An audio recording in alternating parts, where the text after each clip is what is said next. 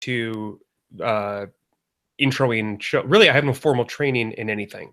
Right. So you should be the one that intros the show. But you just said you can intro the show. Oh, yeah, you're right. What I was going to say, what I was trying to tell you before the episode started, what I was going to tell you was that I keep getting notifications for a variety of YouTube channels saying that they have a video posted.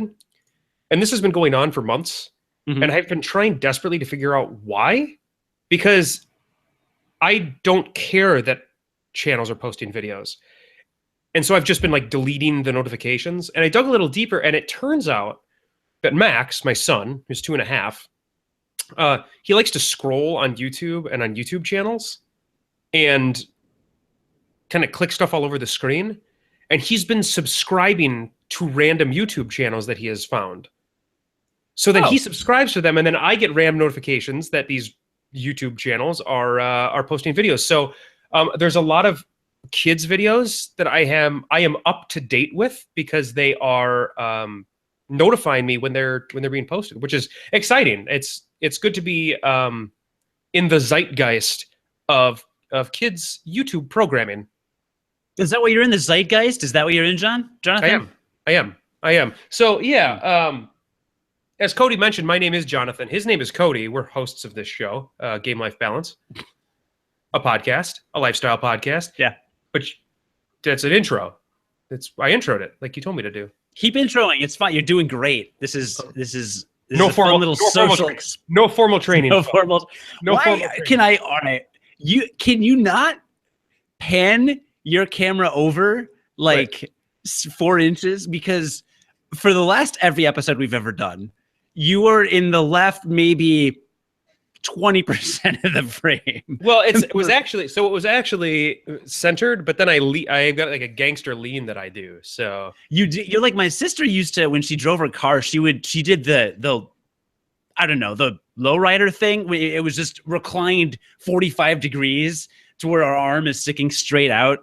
And that's how she drove. And it was dumb because every time I borrowed her car, I had to move the seat way forward. See, that's uncomfortable. No, mine is incredibly comfortable. Is the way it? that I have the way that I lean.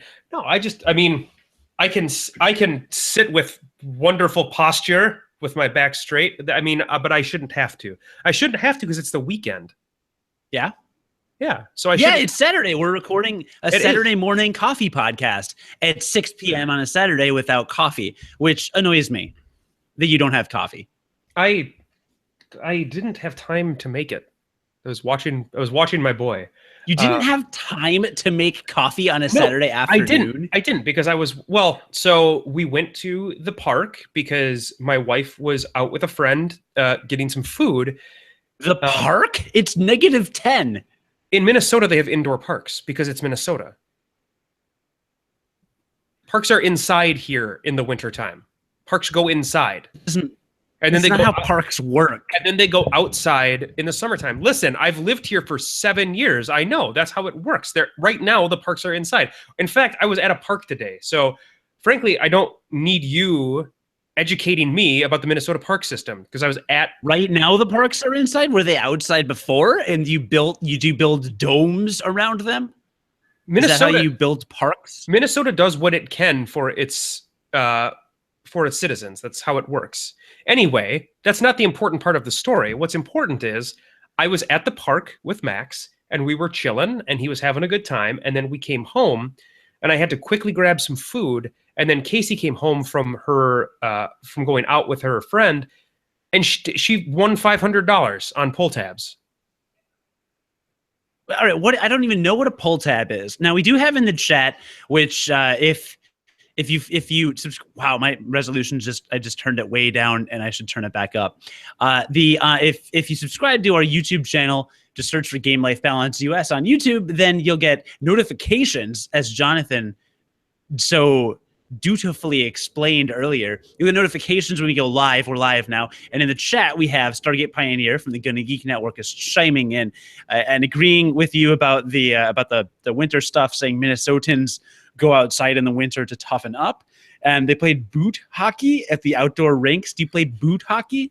I don't because I'm not Minnesotan. But you kind of are, though. But it's a good point about toughening up. So I'm guessing he'll know what pull tabs are, but I have no idea what this is. Yeah, well, quick note about toughening up. I saw somebody running outside when it was like 5 degrees the other day, which is absolutely insane to me. Like 5 degrees and windy. What were they running from? Whatever, they're wolves. I don't know. It's Minnesota. Could have been wolves. So pull tabs. So we didn't have these in Illinois where we grew up, but in basically every restaurant / bar. So you know how there's like a lot of like tavern style restaurants, right? That have a bar in them. Right. In, I would say 80% of those, there's a little booth that you can go to that's run by the Minnesota Lottery, and you can buy pull tabs. And what they are they're like $1 or $2 a piece, and they have they're a little cardboard sheet, and they've got 3 perforated lines that you pull. You pull 3 perforated lines, and if you match 3 of whatever that particular pull tab is looking for, so it could be 2 bells and then a particular something else, you win a denomination of money. And generally the denominations that you can win go from $2 to $100. And then for the more expensive pull tabs, they can go up to like $500. And then there's like pull tabs that are like $5 a pull tab, which I don't know if anybody actually buys them, but on those you can actually win, $1,000 or something like that. I've never bought any of those. Anyway, so apparently she sat down and bought $30 worth of pull tabs, and she split them with her friend, which is what she always does. This is what she does with me too. She gives me half. She goes and buys them. She gives me half. She pulls half. And she starts pulling, and she pulls like the second one open, and it's $200. And she goes, really? Like, because we've never won anything on pull tabs. In fact, maybe we're about even now that she won $500. Yeah, that's how that works. Over the course of our lives. And then her friend opened like the next one of hers, and it was $100. And I guess the bar was like cheering for her because she was screaming, because I guess that's what you do when you win $200. So her friend opened the next one, and it was $100. And then she opened the next one of hers, and it was another $200 ticket. Apparently, the restaurant actually had to go to the bank to get enough money to pay out her pull tabs. Wow. So they had to wait 40 minutes for them to go to the bank. They had to wait 40 minutes for them to go to the bank to get the money for their pull tabs. Wow. Yeah. So that's why I'm late, because she was waiting to get her money. Literally just now? Literally just happened. That's why I was late. Oh. Wow. Like literally just now. So congratulations. Well, this is a bad time to podcast. What if she spends it all before we're done? No, she won't, because we just spent a bunch of money today because we bought a new couch. Oh, all right. Wow, Yeah. You're just, everything in your life. Your life is just. It's super interesting, and it's going to be a great couch. It's going to be tremendous. Let me tell you, it's going to be a tremendous couch. But after we bought the couch, I had to buy something else, and what I bought was the first nice suit that I've ever owned. Oh, why? Because I've got a meeting next weekend. I've got a company meeting that's like a national meeting. And it happened last year, and I was like the only person that wasn't wearing a suit at the entire meeting. So I felt like I should buy a suit this time. Yeah. To be prepared for it. And, there's basically, anytime you ever hear anything about male fashion advice, like the one piece of advice that you are always given as a man is make sure you have at least one nice suit. What? Who has ever? And growing up, growing up, like I had to buy suits before, but we always spent like the bare minimum on them. Like we would get like a $100 suit at JCPenney, and it would never fit me quite right. But it was like the suit that we could afford. And that was like always the suit that I had. And it fell apart the third time that I wore it. The pants would get frayed, whatever. And I also lost some amount of weight. And so the suits that I do have, which again are not good quality suits, but the suits that I do have don't fit me at all. Like at all. So my wife and I were talking about it. I was like, I need a suit that I can like wear to weddings, so I'm not the guy that just wears a dress shirt and a tie. Like, I want to be able to wear a suit.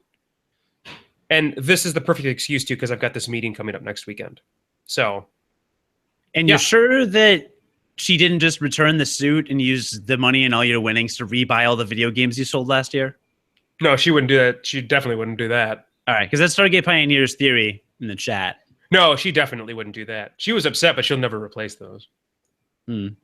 Well, that's exciting. That's super exciting. I'm actually, it's funny. I actually got my first nice business suit this year. So 2 years ago, I was invited to a holiday party as someone's date. And are we talking like a formal holiday party? Yeah, like a formal holiday party. And it was actually, I think it was PricewaterhouseCooper. I think it was a big consulting firm. I did not work for them, but their party was at the Field Museum. So it was super. That seems like a really expensive place to like rent. Yeah, PwC is like a several billion-dollar company. Sure, I mean, I'm not saying that the company couldn't afford it. I'm just saying that seems like it'd be an expensive place to rent. You know, it was quite nice. No, the highlight of the night for me was when I asked where is the dessert bar, and someone said, "Oh, it's behind the dinosaur," because literally there was a dinosaur skeleton of a real dinosaur fossil, and that was where it was. It was just in the middle of the party was a giant dinosaur. So, but I went to and I literally had an outfit and I texted it to the girl that invited me, and she was not pleased with. And you said, "This is what I'm going to wear." I texted several options. None were met with any kind of whatever. So I seriously I left work early to go to Men's Wear. I think it was Men's Warehouse or something. That's where I went. Yeah, and I was just like, I need a nice suit, and this German or Italian, some foreign woman that's very like direct and very good at sales, sold me this suit, and I got it, and I showed up, and I ended up being like a half hour late to when we were supposed to meet, but I had a brand new suit. I literally bought it and wore it to this thing, and that was great. But this year I got my first business suit, because last year I had to go to New York for a business trip, and that was the only suit I owned, and the suit was like kind of a half suit, half tuxedo. It was very European fashion, is what she said. So it's just a black suit, but it's got kind of like a kind of Swedish the lapels. The lapels. So you can kind of either wear it as a suit or a tux, and it was some fashion forward thing I didn't really understand, but I looked totally out of place in the business environment because it was too like stylish. It was too stylish. Got it. Okay. So I got a business. So did you tell them this is a business suit, or what kind of? Did you go business or? So what? It is a business. Like you can, I believe it feels like it could be both, based on how I looked. Like I feel like it's somewhere in between, which is probably where you want it to be. So, okay. But the thing is I'm not. This meeting that I'm going to. The formal dress actually isn't required during the meeting part of it. It's required during like the socialization part of it at the end of the night. So even if it wasn't a business suit and more of a socialization suit, a social setting suit, a socialization suit. That's the technical term. It would still be the appropriate suit to have bought because it's for a social setting that I'm going to be wearing it. But there was no, like, I thought last year at this meeting, I thought, like my company's pretty laid back in terms of like their dress code and everything. I'm not going to be the only person that's not in a suit, but I think I was the only person that was not wearing a jacket. And I mean, I had a shirt and tie and slacks and everything, but I think I was the only person that didn't wear a suit. So I said to myself, like the minute that I came home from that, I was like, I cannot let that happen again because I probably looked pretty tacky. So yeah, I'm going to fix it. I fixed it. Well, next weekend for work, I'm actually going to be in Switzerland at this gigantic summit of the billionaire class. Why do you have to one up me? I'm going to be in Nashville. Like, why do you have but here's the thing. You're prepared for Nashville. Here's my issue. I asked one of our delegates from England what the dress code is, and he said, "Oh no, don't wear a suit. No one there wears a suit. It's not that. It's not that." So he sends me a couple pictures of what he wore the previous year and said, "Oh yeah, you might want to wear something like this." And this is a British guy. So Europeans are super, super fashionable. So of course he shows me, I don't even know what it was, some kind of, navy blue slacks with some nice fancy shirt and a cardigan kind of thing with like another cardigan on top of that and probably like an ascot or something. And I'm looking at those are too many. That's like too many articles of clothing. He was wearing dress shoes and snow boots, both of which he told me to wear. He was wearing stylish glasses, and he had Ray-Ban sunglasses on his head, and there was a hat backwards to the side with the FUBU sticker on it or whatever. I definitely don't believe that part. Yeah, all of these things, and I'm just looking at it like I am a dumb American. I will have a cheeseburger. I will have a cheeseburger. I will have a cheeseburger. Yeah. So props to you for knowing exactly what to wear, and you're going to look great. You're going to look tremendous. You're going to look huge. I am petrified I just know I'm not going to be able to live up to any of these Europeans because there's so many Europeans, man. Just look at it this way. If you get there and you feel out of place, you can just go drop $4,800 on a European suit at one of like the European tailors there, and it'll be fine. It'll be totally fine. You can just go shopping for a European suit. No, literally, that would make my life easier. Because if it was just about having a nice suit, I would just bring my suits. Fine. No. A nice Swiss European suit. Okay, but they don't wear suits at this thing. So if I bought a Swiss European suit, I would. Okay, when I say Swiss European suit, I mean Swiss European ascot suit cardigan combo. They just call it a suit there. What he was wearing was a suit, but it was the Swiss word for suit. It's different. Okay. It's different. Suit translates rough. Yeah, I understand what you're saying. Okay, interesting. Yeah, I don't own that many ascots anymore. You remember in college, I went through the ascot phase. I had 40? Every time I saw you on campus, you had a different ascot. So many ascot. Well, you did go through a lot of the days. Yeah.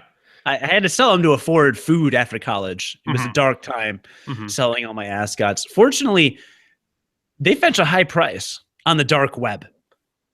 Yeah, that's what one sells. The black ascot market?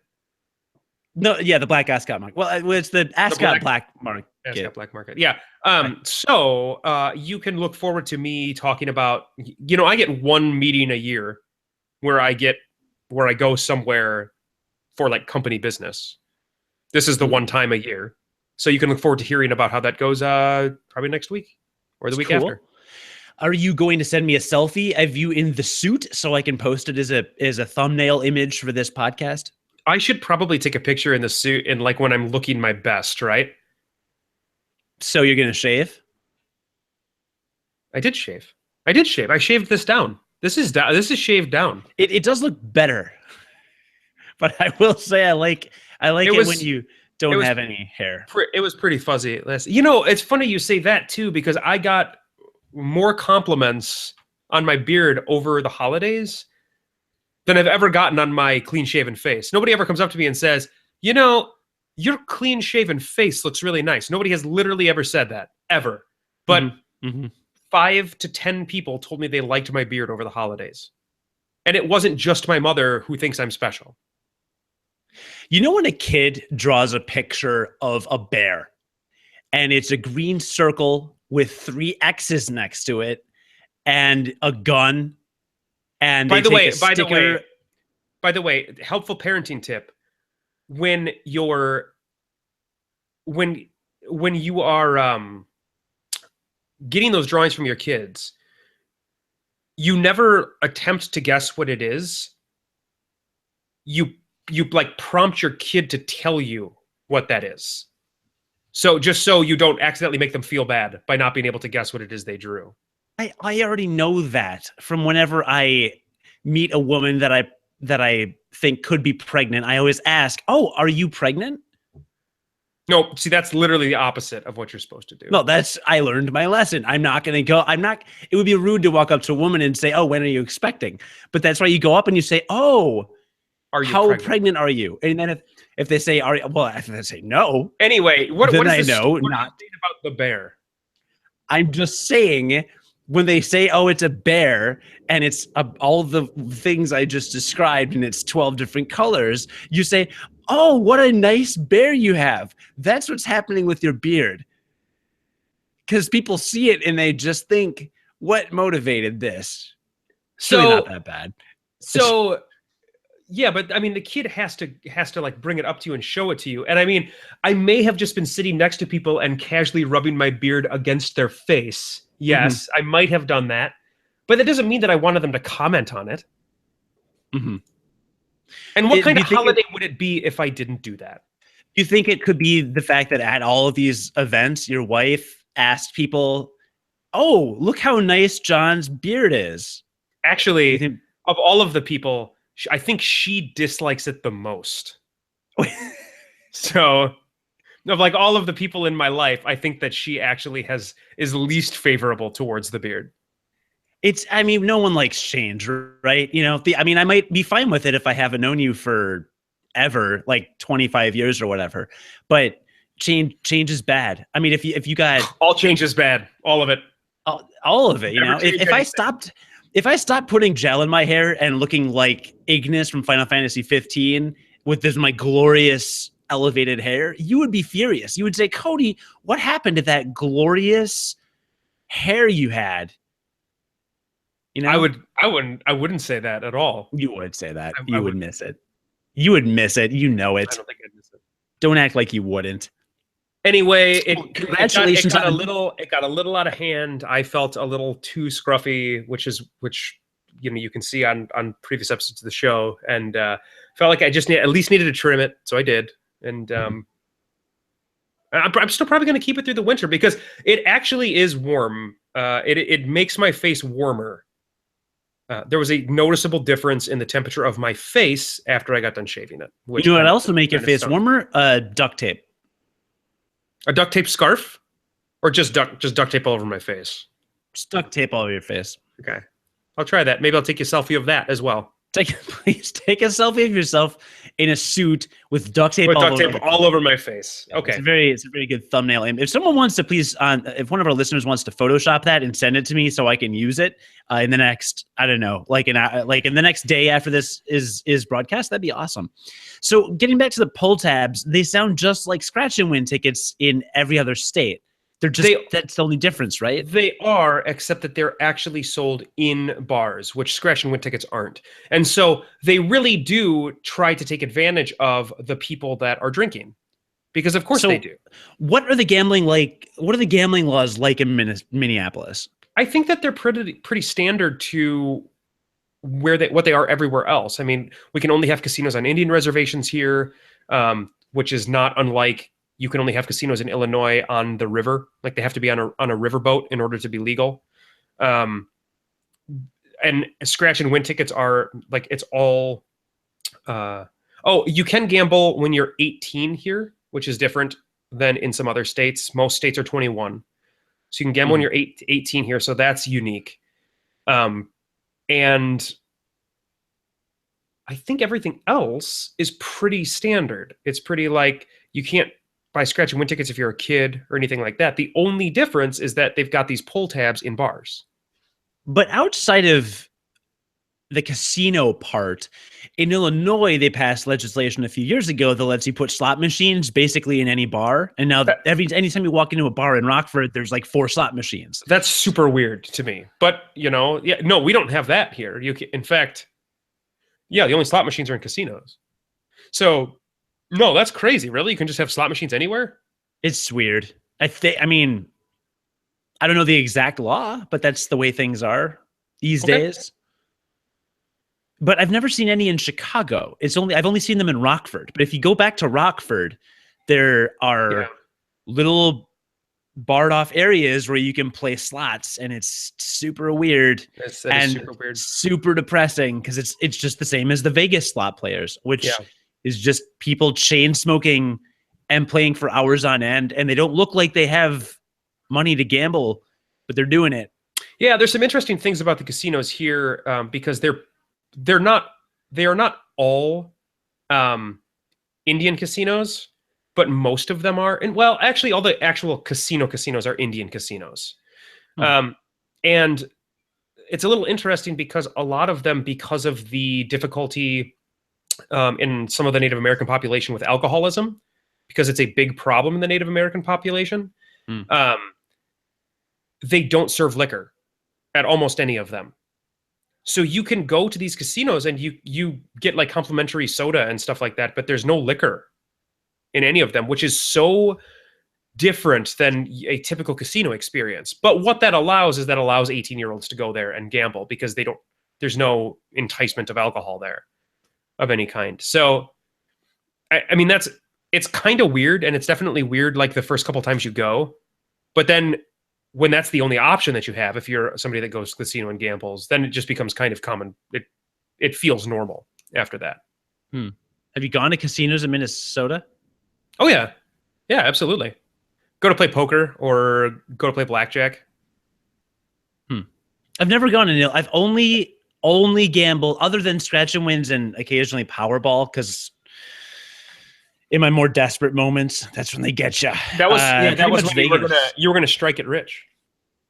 I thought about it, but I played a few times and I was like, if I play one more time, I know I'll win. But who needs that many million? Who needs billion, $65 billion or whatever it was? Yeah, I don't know. That's fair. But, I'm actually looking forward to going back to Vegas and spending a little more time at the tables, because the last time I went to Vegas, I knew how to do Vegas and I was excited to play. But for some reason, those roulette tables, man, they are my weakness. We'll go. You know what? Let's plan a family trip this summer. A Game Life family trip to Vegas. Let's figure that out. Okay. I'm fine. No, I think that sounds awesome. But every time the roulette table, and I always walk up to the roulette table with $100, and every time I've been to Vegas, it's lasted me a little while, shockingly. But this last time, literally, it was like boom, just over in 10 minutes or less. Just completely just got totally wiped out. Yeah, I'm blackjack, craps, and poker. Those are my weaknesses. Right, blackjack is my favorite one, and I've actually, I never have played craps, but you've told me it's the most fun one to play. I think it is. And we're gamers, so listener, if you've never gambled and you don't know what to do in a casino, be responsible. If you have a gambling problem, call whatever 800 number that is to not have a gambling problem. And free gaming, I think is no, we should say that. If we're talking about gambling, we should do the, I don't want to just promote gambling on the podcast, but we're gamers and we like strategy, so I'm guessing craps might resonate with. No, there's nothing strategic about craps. Okay, all right. Well, they're all games of chance, where your chance is less than the house's chance. Fewer. Where your chance is fewer than the house's chance. Is roulette the best odds you have if you just bet on black because it's 50-50 straight up? No, craps is supposedly the best odds. Wait, no. Roulette isn't 50-50 straight up because they could land on the zeros. Right. That is why. Otherwise everyone would play craps. So craps is otherwise everyone would play roulette. Right. So literally craps is the best odds if you bet on. It is, because there's on the craps table that is actual odds. So like the odds that you put on this one particular bet, the of that thing happening.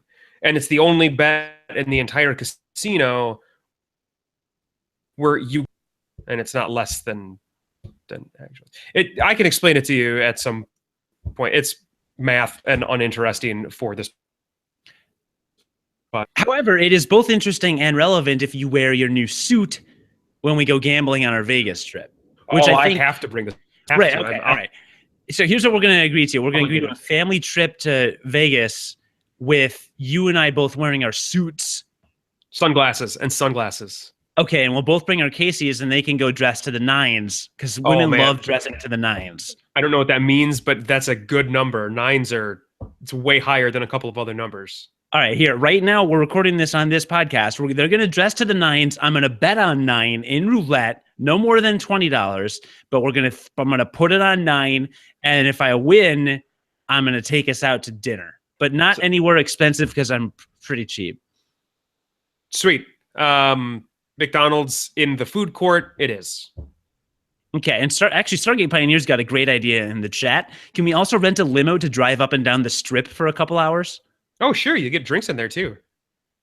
Do you? Yeah. Oh, yeah. In like the Vegas limos? Oh, yeah. Yeah.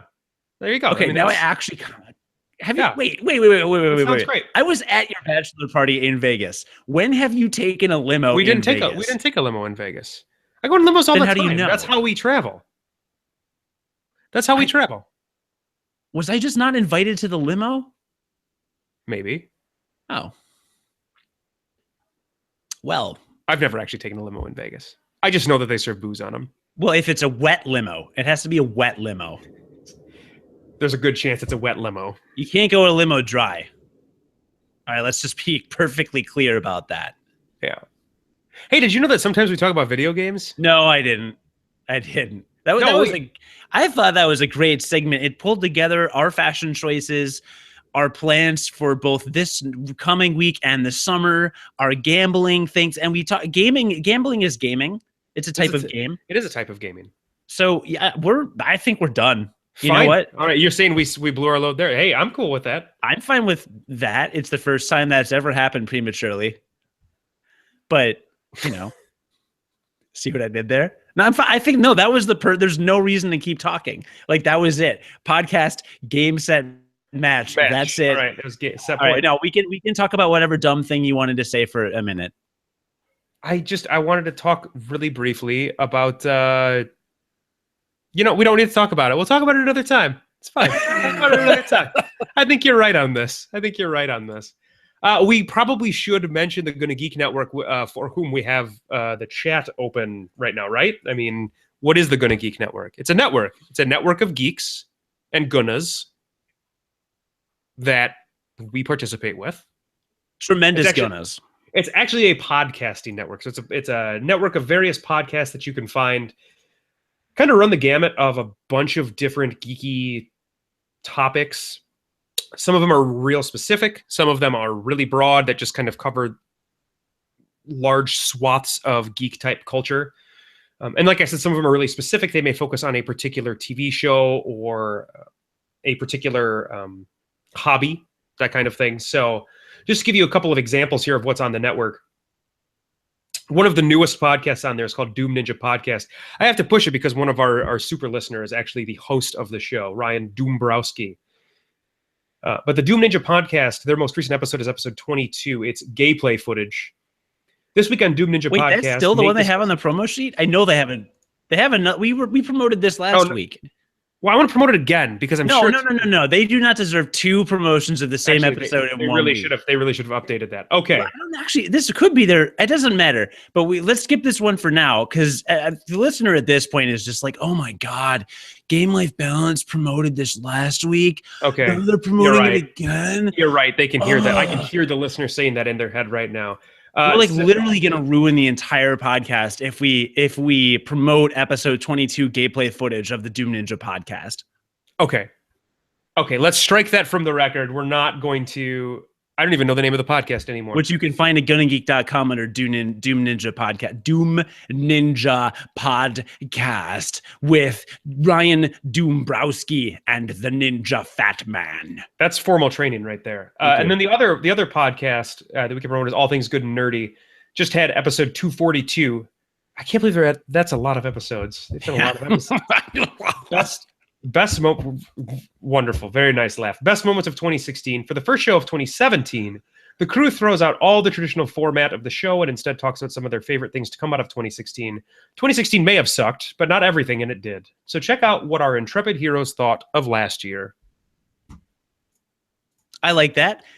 And on Game Life Balance US, episode 34, you don't need to plug our show. You don't need to plug people are listening to our show. But you know what I do need to do is update the promo sheet, because this is That's like 3 episodes ago. This is not the most recent. So, but hey, also on Gallifrey Public Radio, episode 212, classic rewatch, Spearhead from Space. This week they fell headlong into the debut of the third Doctor in Spearhead from Space. They discuss all the backstory components that contributed to such a monumental shift in the franchise, the quote-unquote Series 6B theory that went from fan fiction to fanon to canon, the ideal selection of Pertwee at this pivotal moment, and our complete adoration of Liz Shaw. And that is episode 212 of Gallifrey Public Radio, the Doctor Who podcast. I've actually, Casey for Christmas got me a Doctor Who serial from the first Doctor, William Hartnell. It's one of the very earliest Doctor Who, because they called them serials. They were basically mini-series. The whole series of Doctor Who is broken down. I thought you were talking about an actual box of cereal. No. Serial. Right, okay. Right. So the way that the show used to be broken up is it would be a 3 or 4 or 5 episode arc. So they were all a bunch of kind of serialized mini stories. And she got me one on DVD, one of the earliest ones from the first Doctor, where they go to the Aztecs, which was apropos because I was at Teotihuacan in Mexico City just in November. So it's been entertaining. Very dated. Some of the acting is so cheesy, it's out of control, but it's really fun. I like watching it with her. And we got halfway through, and we're gonna finish hopefully this weekend. Sweet. But some of those old episodes are good. They're real good. So yeah, I've also been all over Twitter. I got a special plug for my Twitter handle at Producer Cody. I have been tweeting. I've been basically live tweeting Final Fantasy 15. I have noticed that there have been a lot of Final Fantasy 15 tweets, and I'll be the first to tell you that there is something seriously wrong with that game. So I can't wait to hear you talk about it when we finally get to that point. Yeah, so my goal is to finish it in the next week or so. I will not get into this because I will do a whole episode on it, but the game begins with an open world setting where you can basically do just dozens of side quests and level up. So I did that for like 50 hours. I'm in level 64. My party's level 64, 65, 66. And I just resumed the main story, and the enemies are around level 14. So each chapter recently has been about an hour or two, so I can't have really more than 10 hours left in the game. So you're just like steamrolling through stuff now. Yeah. Picks back up the main story. Yeah, basically. So it shouldn't be too hard, but yeah, I started writing a review of the game. It's 2,100 words long. And then I started writing another review, and now my opinion has changed again on the game. So it's just, oh man, it's a lot. I think it's harder to assess the game as a longtime fan of the franchise because I have so much context and so much to compare it with and contrast it with that makes it harder. There's also a very good chance that you are going to be predisposed to having maybe a positive bias on a Final Fantasy game as somebody who enjoys Final Fantasy games. Yeah, that's not happening. Okay, sweet. An hour into the game, I was like, I told you, I hated the game. Right. The first few hours, like really a lot. So we'll. So your emotions are going to be a roller coaster when we finally get to it. If they have a Final Fantasy 15 slot machine in Vegas when we go on our family trip, I'm gonna play it. Okay. That's it. I've come up with a new recipe. It's from the game. Okay, I believe you. You haven't played it, so you wouldn't. It you would definitely know that. fell flat. Okay, well, the one listener that's played the game knows that it was a game. Hey, do you want to stop podcasting? Sure, let's do it. Let's stop podcasting. Actually, I would like nothing more right now than to do that. That sounds great. All right. Well, I can't find the promo copy. Hey, here it is. I mean, what I meant to say was I don't anymore need to read. Hey, I was trying to remember from memory the outro that we always do because You can't. I mean, that's why we write it down, so you don't have to remember it. Right, that's true.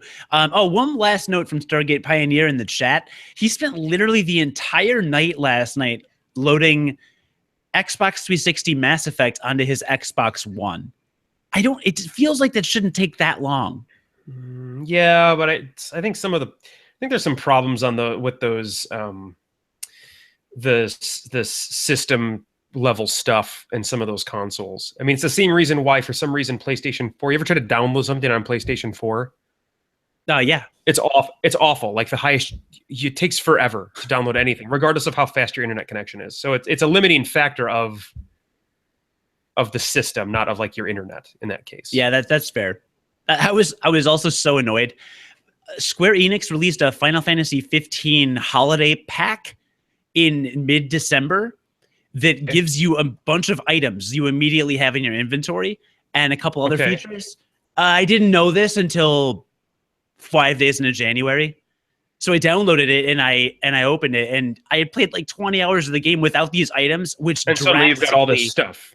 Well, it drastically increases the rate at which you gain AP, which unlocks your skills in the skills tree. Okay. So I literally probably could have like 12 new skills unlocked if I had just gotten this stupid holiday pack, but I wasn't given a notification. Okay. No one told me about this. Okay. Very annoying. Sound pretty great. Sound pretty upset. Pretty great. I don't care. Upset about that. I kind of don't care at all. Well, I know who does care, and that's the listener, who I would like to thank for listening to the Game Life Balance United States of America podcast, the huge edition of the Game Life Balance podcast. Please like, share, and subscribe if you enjoyed this episode. And if you didn't, do those things anyway. I'll give you $1. You can quote me on that. Leave us a review if you really want to make our day, especially on iTunes, because I guess that's a thing that helps things. You can find us on the Gonna Geek Network at GonnaGeek.com or on the official podcast network of Chicago's WGN Radio at WGNplus.com. You can learn more about Game Life Balance, including who I am, who Jon is, and how to contact our sister show in Australia at the website, gamelifebalance.us. That's www. You don't need to put those. Just go to your web browser of choice. Go use Safari or Mozilla Firefox or Google Chrome or Microsoft Internet Explorer 10. I thought that didn't exist anymore. I thought it's Microsoft Edge now. Or Microsoft Edge, or what's the one that lets you go on the dark web? An Onion one? No, it's the dark Tor browser. Tor browser. Yeah, the Onion. Tor is the Onion something, because it peels like an onion. I'm not even kidding you. That's what Tor is. Really? Yeah. Oh, all right. Well, whatever. Open those and type in GAMELIFEBALSACK.tumblr.com and see what happens. You never know.